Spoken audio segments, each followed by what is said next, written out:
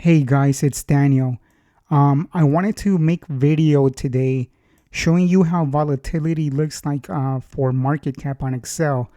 I did a video about this prior, but it was for 2023 data. Now I want to show you how it looks like on the current 2024 data. We're now up to May of 2024. Sorry, June of 2024. Okay, so what I have here is an Excel sheet. Pretty much, let me show you how I compile this information. Let's go from the first one so you can see what kind of information I have. You can copy this template if you like. Let me zoom in here.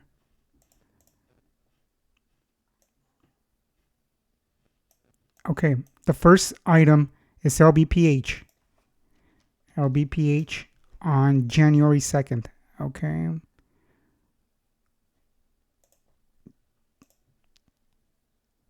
January 2nd, 2023. Okay.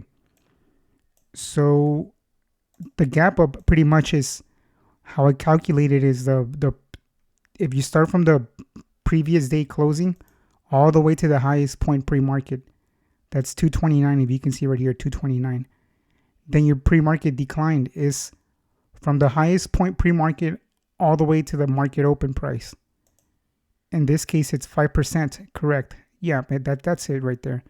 Um, this is the important part right here. Spike. Spike, I think, is one of the most important ones because you want to know how much from the opening price, how high does it spike. So what I do is I check the price. I calculate the distance from the opening price all the way to the highest point. In this case, it's 39%. Now, 39 is different than the close. Close is pretty much where it closed at, from the opening price to the closing price. Spike is just from the opening all the way to the highest point. That'll be your spike price. And then the extended is pretty much from previous day close to current day opening. That's your extended right here. Okay.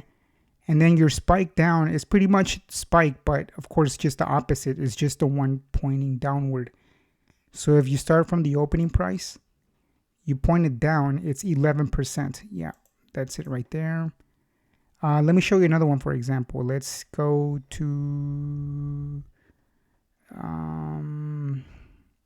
let's try RVSN. RVSN on 123. Okay, 123. Same one. Gap up is from the previous day close all the way to pre-market high, 77, correct?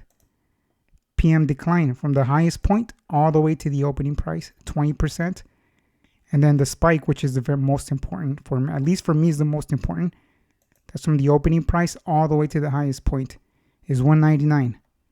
And then spike down, it's going to be a very small amount of 3%. It should be 3 or around 3. Yeah, it's about 3. And then extended, of course, from previous day close all the way to current day open. So that's 42%. Okay. So now you know pretty much how this information, how it looks like, how I compile it.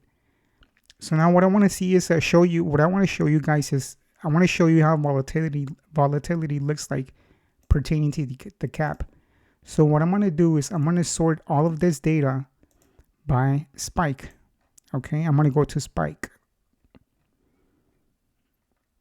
Where is it? Right here. Uh-oh. Sort. I have a lot of spikes. As you can see, I collect a lot of information. Okay, actually the opposite way. So now I'm going to get rid of this current rule that I have.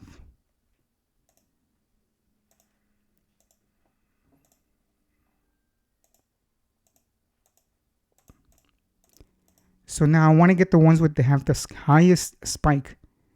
The ones that spiked over 100, I am going to highlight these green. So spike over 100 green, 90, anything over 50 to 100. Let's put this highlighted blue. Okay. Now I'm going to sort it by cap.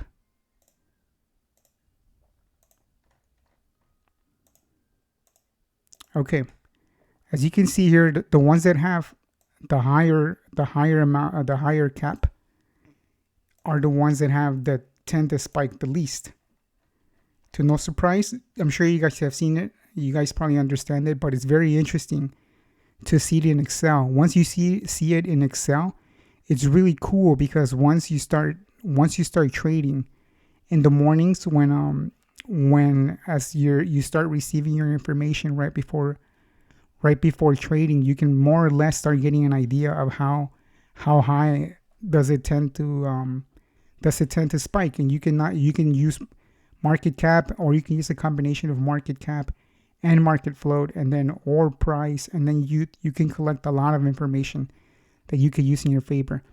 So see here, market cap, we are already in the teens, 17s, 16s. There tends to be a lot to spike, you see? 14s. The more you go down to smaller market caps, you're going to have more volatility.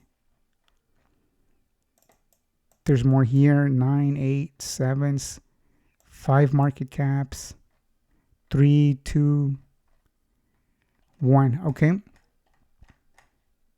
Now, as you can see, if you go probably past like 500, 600, you don't see that, you don't see that many. This is 500 right here, 500 and up. You don't see that much spikes, see? So it's pretty interesting, you know, once you see it in Excel. I'm sure you guys understand the concept, but if you see it in Excel, it's very interesting to see. Also, you could also try doing it with spike 30 and up.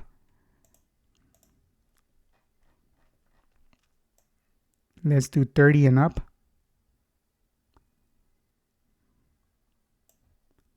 Let's put this one. Let's do purple. Okay. Now, if we sort it again by cap, by market cap, you're gonna see the higher the market cap, the less it tends to spike. There's not a lot to spike here. It does happen. It does tend to happen every now and then. Of course, I've seen big market caps spike up over 100. It does happen. But most of them are going to be focused. Let me zoom out so you can have a better picture. Most of them are going to be focused towards the smaller caps. We're now at the 50s, 40s, 30s, 20s. There's a lot of spikes. 17s, we're in the teens right now. 14, look at that. That's a lot of spikes. 12, 11, 10, 9, 8, 7, 6, 5 market cap. 4, as you can see, this is pretty much looking at the data in Excel, not just conceptually, but seeing it in Excel. It really, really helps. So yeah, I hope you guys enjoyed this video. Let me know if you guys have any questions, comments, or concerns. Leave them at the comment section below, and I'll see you guys in the next video. Thank you.